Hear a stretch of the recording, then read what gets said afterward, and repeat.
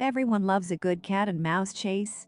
Whether it be a literal chase like Tom and Jerry, or a figure-8 one like Catch Me If You Can, there's something timelessly endearing with seeing this trope play out. Applet's latest crime thriller takes this idea, though, and recycles it across 7 breathless episodes. In doing so, the show feels like a bunch of set pieces stitched together with a repetitive story and characters with little depth and illogical motivations. At the center of this lies Ali Fox and his family. They live off the grid for reasons unknown, evading shadowy forces that threaten to upend their lives at any moment. When his wife Margot phones her mother to catch up, Ali finds himself forced to flee with the family as their location is compromised and the police close in on him.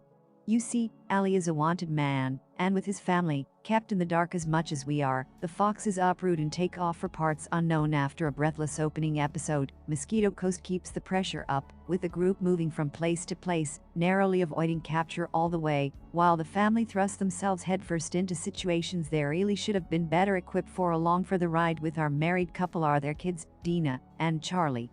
Understandably, they're none too happy with being uprooted from their teenage lives. While Charlie is a little more forgiving of his father, Dina's much less so. In fact, she's the one driving force here who probes her father constantly to find out what they're doing and why they're running. Although we do get some answers, a lot of the reasoning is held back for the prospects of a second season. Although this has been renewed, it still makes for a difficult journey to invest in across these 7 episodes. One of the biggest problems with Mosquito Coast comes from the characters themselves. Ali just isn't that likable, and his lack of empathy for anyone around him makes for a very difficult character to get behind. It doesn't help that his kids are pretty illogical and throw themselves into stupid situations that could have easily been avoided.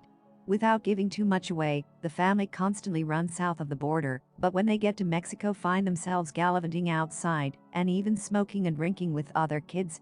Obviously things go wrong when it all could have been avoided. Speaking of which, Ali and the family find themselves chased on 2 fronts as the story progresses, with Mexican gangsters and the police both desperate to hunt the family down for very different reasons. While there is a suitably tense showdown near the end, everything is left unresolved for a second season that may or may not rectify the issues here. In essence, Mosquito Coast feels like a sped-up version of The Walking Dead. The repetitive, cyclical nature of the characters moving from place to place is repeated here, but it lacks the compelling, likable characters to actually make it worth investing with. The only character with a decent arc is actually Margot, who looks set to explode and confront Ali on multiple occasions toward the end of this first season. However, that too is left unresolved as well, with the season throwing all of its chips on a follow-up that may or may not receive a large audience on the back of this. Binge watching the show only exemplifies the issues, making the Mosquito Coast a tough sell, and a show that's really rough around the edges. Based on these 7 episodes, the Mosquito Coast is a misfire for Apple, and a show in desperate need of tightening for the follow-up season. With illogical characters, poor plotting, and a cyclical story that feels formulaic and lacking originality, the Mosquito Coast is a disappointing effort.